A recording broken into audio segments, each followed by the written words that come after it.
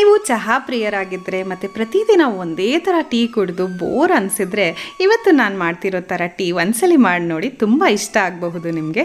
ಇದರಲ್ಲಿ ವಿಶೇಷವಾಗಿ ಏನೂ ಇಲ್ಲ, ಆದರೆ ಒಂದೇ ಒಂದು ವಿಶೇಷವಾದ ಪದಾರ್ಥ ಹಾಕಬೇಕು. ಅದೇನಂದರೆ ಕುಂಕುಮ ಕೇಸರಿ.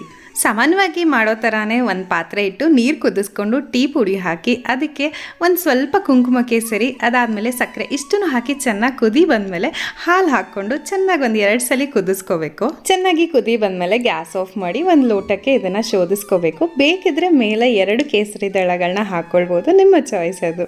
ನಮ್ಮ ಮನೇಲಿ ಜಾನುಗೆ ಟೀ ಅಂದರೆ ತುಂಬಾ ಇಷ್ಟ. ಯಾವಾಗ ಟೀ ಕೊಟ್ಟರು ಕುಡಿತಿರ್ತಾನೆ. ಸೊ ಒಂದೊಂದು ದಿವಸ ಈ ಥರ ವಿಭಿನ್ನವಾಗಿ ಟೀ ಮಾಡಿಕೊಟ್ಟಾಗ ಅವನಿಗೂ ಕೂಡ ತುಂಬ ಇಷ್ಟ ಆಗುತ್ತೆ. ನೀವು ಕೂಡ ಒಂದ್ಸಲಿ ಇದನ್ನು ಮನೇಲಿ ಟ್ರೈ ಮಾಡಿ ನೋಡಿ, ಖಂಡಿತ ನಿಮಗೆ ತುಂಬ ಇಷ್ಟ ಆಗುತ್ತೆ. ಅದರಲ್ಲೂ ನೀವು ಟೀ ಪ್ರಿಯರು ಅಂತಂದರೆ ಖಂಡಿತವಾಗ್ಲೂ ಈ ರುಚಿ ನಿಮಗೆ ಇಷ್ಟ ಆಗುತ್ತೆ. So that's all for today. ನಾಳೆ ಸಿಗೋಣ ಆಯಿತಾ? ಟಾಟಾ ಬಾಯ್.